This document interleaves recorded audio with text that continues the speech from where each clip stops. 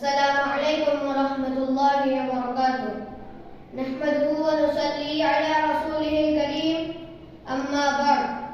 Respected Presidents, honorable guests, beloved teachers, and all my dear friends. Today I am here to give you a short speech on the virtues of reciting the Quran. The Prophet Muhammad sallallahu alaihi wasallam said, "Man qara'a harfan min kitabillahi falahu bihi hasanah wal hasanatu bi'ashri amsalha." La aqulu alif lam mim harfun walakin alifun harfun wa lamun harfun wa mimun harf.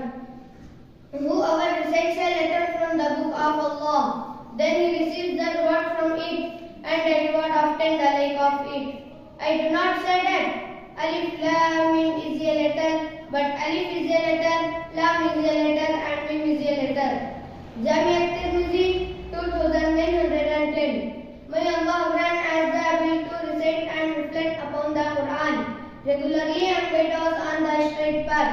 Wassalam.